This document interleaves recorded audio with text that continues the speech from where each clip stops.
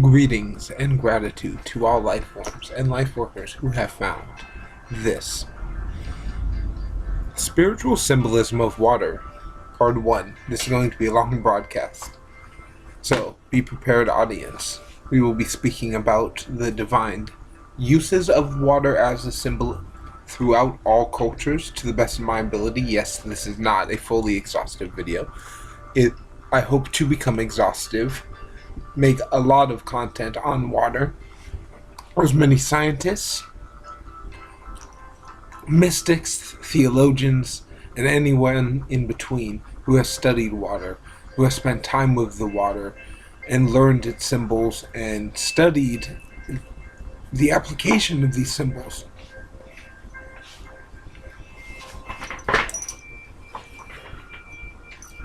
And how water from every location has different frequency. And when you tap into water that is either your location or the frequency that you would like to tap into, it really takes a whole different perspective. So before we get into this water, I'm going to take my holy Shastra water and take a sip for everyone who's thirsty, who can't drink, who is not able to. May this bring a little quench to your thirst.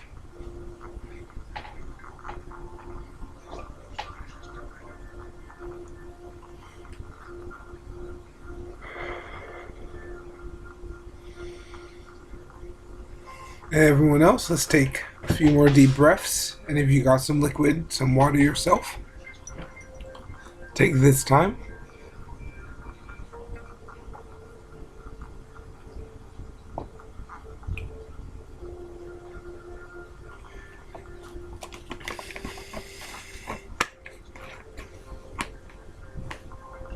So water is life. Water always has been attributed as a symbol of life.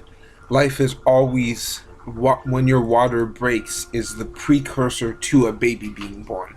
This is one of the many applications of the symbol of water being associated with life. In many cultures, all through the world, there is this connection. So, throughout the tarot, at least in my scholarly studies, to the best of my abilities, at this time, and maybe things might learn in future parts of my life, I find that the water in the tarot is very much that liquid state of understanding, of knowledge, of creation, of love, this primordial force that is required for life. It's within you always, right? And so when you know your saliva, your tears, your sweat, you always have this water as you, with you, and as part of your life, is always there. So when that shows up in the tarot, at least for me, it tells someone to remind them to be alive, to express their alive, to use that alive in the tarot reading. In the runes, the rune of the water is very much the flow state, the inward and outward, that push and pull, the tide, the adventure, that unknown, mysterious vastness that is terrifying but beautiful, massive and infinite. So even when things may be dried and separated long from life, something once alive that is now dead, like these bone runes made from elk. I recently acquired them, gift by an anonymous mage that would like to be remained anonymous. I know who it is, and she knows who it is, but everyone else, it's anonymous. And this is part of the flow, the mystery, the unseen force of water. Water can kill you as much as it can give you life. Always understand that yes, you need water to live, but someone can force water down your throat as a way of murder. So there's always a different perspective of how you have your relationship with water. Is it a life force, or is it something that takes life? See, water can be used for power all over the world, and for countless years it has been. Water can be used for torture, and has been for countless years. How are you taking the water force in your life and using it in a productive way instead of the destructive way? How are you understanding that water is a necessity, but is also an access if it's used that way? Know that even the bone required the water of the mother to be created. There's always water in all things. And before we get into this book of symbolism in more detail of the water, just try to think of this mystically for a second. If our brains require water to be lubricated, to exist, or to be made of, that means at some level there must be a consciousness to water. Water must have some conscious existence, at least to some perspective, whether or not we can fathom that. This is divine water. This is when the water is connected to some higher force of the universe. See, my broadcast may be coming to you at the level it is, to the frequency it is, with the lines and the distortions and the echoes that come through. But all of this ripples through water.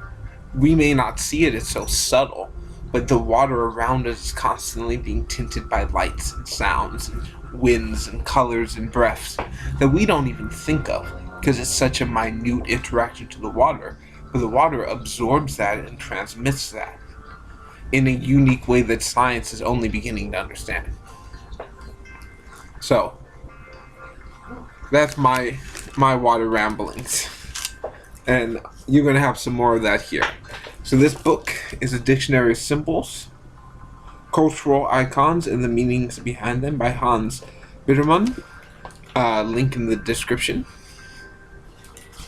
So I'm not going to go through all of his things on water, but there's a few things I want to mention. Is holy water. Holy water is great importance in Roman Catholic practice. Both the holy water which has not yet been mixed with oil, and the aqua benedicta from specific holidays which the faithful take with them and place in receptacles at the thresholds of their home, where it is used for moistening one's fingers before making the sign of the cross, and formerly for sprinkling the interiorly of the house. Drops of the holy water sprinkled on the ground are also popularly believed to help the poor souls in purgatory and reduce the intensity of the fires in which they are being cleansed. So, there's always a connection to water. Some of my dearest friends say that water should be poured on the ground, equal to the parts that you drink to it. There's so much connection to the use of water and the holy water from holy rivers, from holy streams, holy aquifers, holy wells all over the world. Special water that is poisonous water or holy water. And there's always the dichotomy. There's always that, are you drinking holy water? Are you drinking somewhere in between? Or are you drinking that poison water? And sometimes you can tell, sometimes you can't. You can learn how to tell. There's all kinds of symbolisms to each of that. And the spirituality of these water symbols. Alright, it's making me thirsty, so we're going to do another drink before we go to the next symbol. So, think about it. Where do you get your water? How do you get your water? Do you filter your water? Do you have any processes of your water? Do you say thank you to the water? Do you bless the water? Do you say, water, I love you. Thank you for giving me life and joy and happiness. And then, are you affectionate to this? Because it becomes you.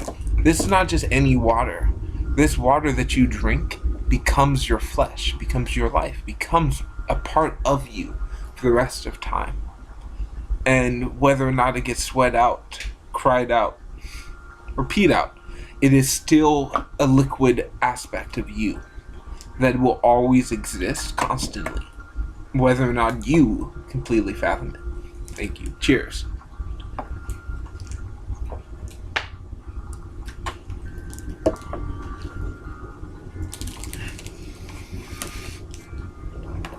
So I'm going to try to keep this around the 15-minute mark here. So I'm going to give you one more water message, and there'll be a part 2 if people like this, if I get 5 or so responses, and I'll keep going in this series. I'll probably keep going even if I don't get that because I like it.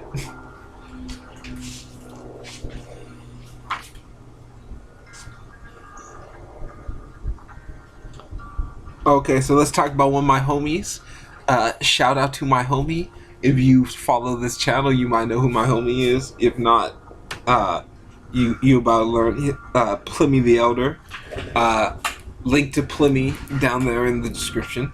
My boy Pliny. So the exhaustive discussion on the relevant rituals that would have led us too far from the symbology into the realm of religion proper. However, a few additional beliefs from European antiquity and therefore should be mentioned. It was believed that the moving water, especially seawater, could wash away all evil spells. Those who called upon the subterranean gods used water from springs. For celestial gods, rainwater, the morning dew, according to Pliny the Elder. AD 23 to 78 is a true medicine, a gift from heaven for eyes, ulcers, and intestines. The ancients believed that it came down from moonbeams, or the tears of the dawn goddess Eos. And in Judeo-Christian, the dew symbolizes God's bounties raining down from the heavens. Understand that tiny little drop of water on that leaf, that small dew on the blade of grass, is mystic, is profound, is part of the gods. Is it something that echoes? Do your research. Look about my buddy Pliny. Find out these sources throughout antiquity. There's always speaking of water. They're always talking about how water is an essence of life, how water is required to live. Water is within you forever in this life force. So I'm going to end here with my buddy Pliny, and there's going to be some more. There'll definitely be a part 2. So always understand with water, and I'll give it a little wrap up here. When you see water in a symbolic context, it almost always represents a state of life, something that sustains and is required for life. But it is also something that could be used too much to take life away.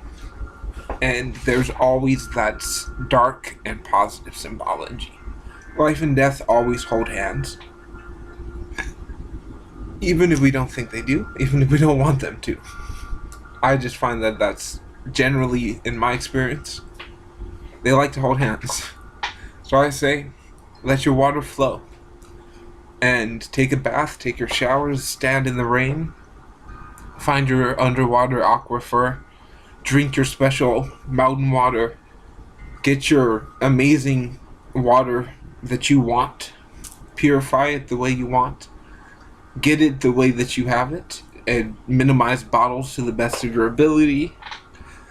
Understand that there's a lot of negativity attached with water. Some people use water to control and poison other groups or their own group.